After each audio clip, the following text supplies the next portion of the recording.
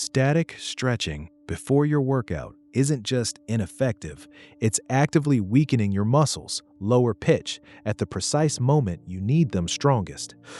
You're inadvertently sabotaging your gains, doubling your injury risk, and unknowingly leaving power on the gym floor with every stretch, all because of a routine ingrained in wellness lore that the science simply doesn't support. This isn't about flexibility, it's about power. Today, we're going to pull back the curtain on the transient strength loss mechanism. You'll understand the precise, unexpected process where prolonged muscle elongation interferes with the intricate dance between nerve impulses and muscle fiber contraction, leading to a measurable, immediate drop in your force production capabilities. This isn't speculation, it's the quiet truth revealed in hundreds of peer-reviewed studies. Now, picture this. You walk into the gym, ready to tackle a challenging session. You feel motivated, energized, and perhaps you do what countless trainers and athletes have done for decades. You hold a static stretch. You stretch your hamstrings, your quads, your chest, feeling that familiar pull, believing you are preparing your body. You step up to the barbell, maybe for a squat or a deadlift, and you feel a little off. Not necessarily weak, but somehow less connected, less explosive. You push through, perhaps blaming a poor night's sleep or a less than ideal meal. But what if that subtle underperformance, that slight compromise in power, was directly attributable to those very stretches you just performed? What if your warm-up was, in fact, an unwitting act of self-sabotage? The primary culprit is a phenomenon known as neural inhibition. Let's think about your muscles not just as bundles of fibers, but as finely tuned instruments, constantly receiving instructions from your brain. Deep within your muscle belly are tiny, sophisticated sensors called muscle spindles. Their job is crucial. They detect changes in muscle length and the speed of those changes. When a muscle is rapidly stretched, these spindles fire off a signal to your spinal cord, triggering what's known as the stretch reflex. This reflex causes the muscle to contract almost instantly, protecting it from overstretching or injury. It's an ancient, vital protective mechanism. But here's the unexpected twist. When you hold a static stretch for an extended period, say for 20 seconds or more, you're essentially sending a prolonged, steady signal to these muscle spindles.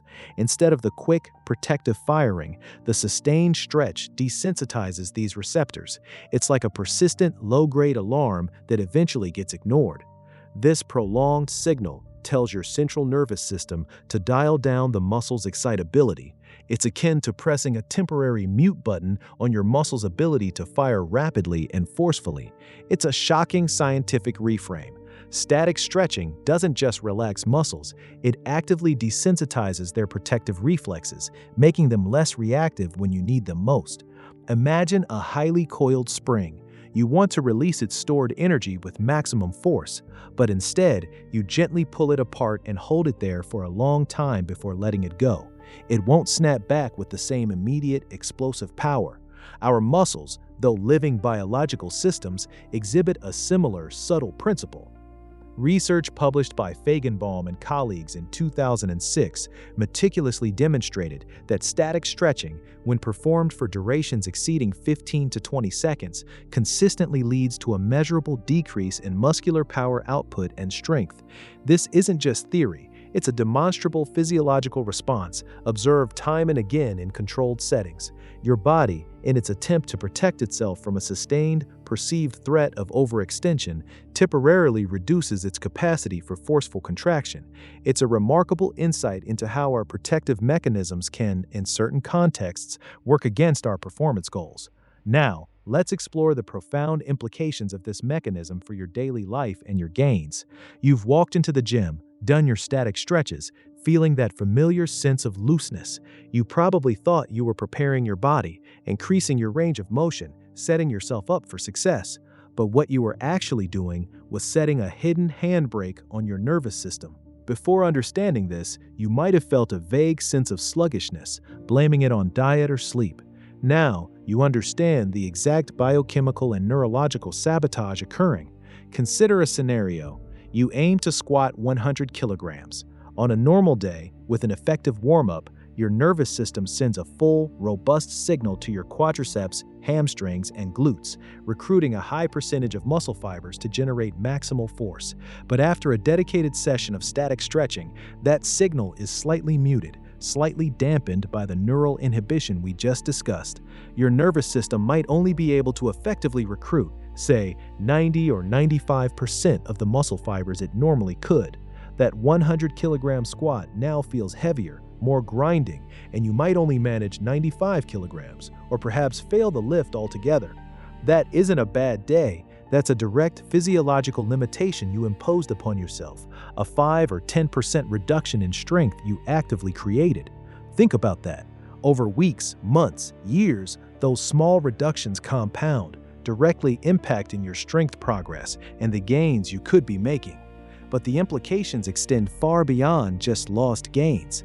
This neural inhibition also significantly impacts your risk of injury. When your muscles are neurologically inhibited, they're not just weaker, they're also less coordinated and less stable. Are you truly setting yourself up for success? Imagine trying to perform intricate, heavy movements, a squat, a deadlift, an overhead press, with muscles that are subtly less responsive, less prepared to react explosively, and less capable of quickly stabilizing a heavy load.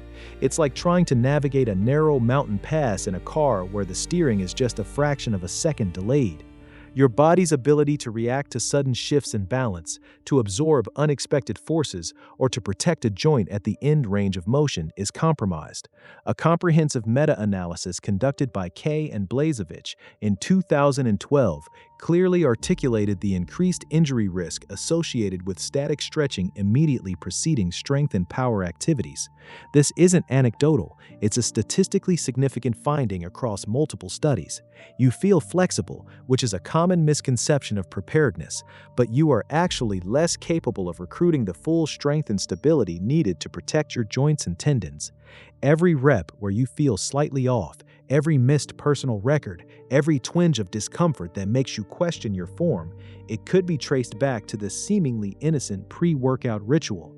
You've been operating with a hidden handbrake on your progress. So, knowing this, how do we revolutionize our approach? What can you actually do today to leverage this knowledge and optimize your training?